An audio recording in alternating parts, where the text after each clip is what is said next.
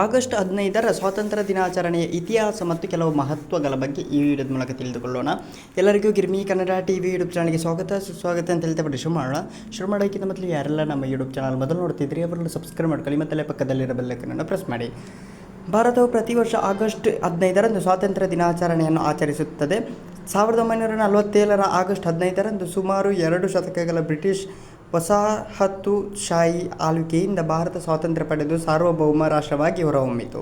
ದೇಶದ ಸ್ವಾತಂತ್ರ್ಯಕ್ಕಾಗಿ ಹೋರಾಡಿದ ಅಸಂಖ್ಯಾತ ಹೋರಾಟಗಾರರ ತ್ಯಾಗ ಮತ್ತು ಹೋರಾಟವನ್ನು ಸ್ಮರಿಸುವ ಈ ದಿನವನ್ನು ದೇಶಾದ್ಯಂತ ಧ್ವಜಾರೋಹಣ, ಸಾಂಸ್ಕೃತಿಕ ಕಾರ್ಯಕ್ರಮಗಳು ಹಾಗೂ ವಿವಿಧ ದೇಶಭಕ್ತಿ ಕಾರ್ಯಕ್ರಮಗಳನ್ನು ಆಯೋಜಿಸಲಾಗುತ್ತದೆ.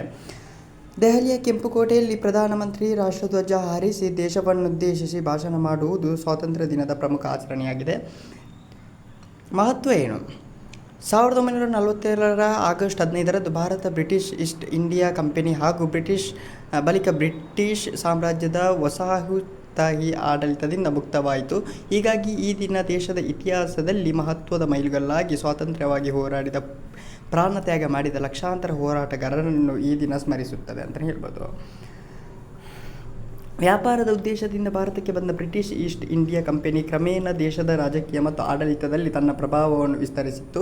ವಿವಿಧ ಯುದ್ಧಗಳು ಮತ್ತು ರಾಜಕೀಯ ತಂತ್ರಗಳ ಮೂಲಕ ಭಾರತದ ಹಲವು ಪ್ರದೇಶಗಳ ಮೇಲೆ ತನ್ನ ನಿಯಂತ್ರಣ ಸಾಧಿಸಿತು. ನಂತರ ಬ್ರಿಟಿಷ್ ಕ್ರೌನ್ ನೇರವಾಗಿ ಭಾರತದ ಆಡಳಿತವನ್ನು ವಹಿಸಿಕೊಂಡು ವಸಾಹತು ಮುಂದುವರಿಸಿತು ಅಂತಲೇ ಹೇಳ್ಬೋದು. ನಂತರ ಇದೇ ಗೈಸ್, ಜೈ ಭಾರತ್ ಮಾತಾ ಕಿ ಅಂತ ಹೇಳ್ತಾ ಮುಂದೆ love you so much. Thank you, by.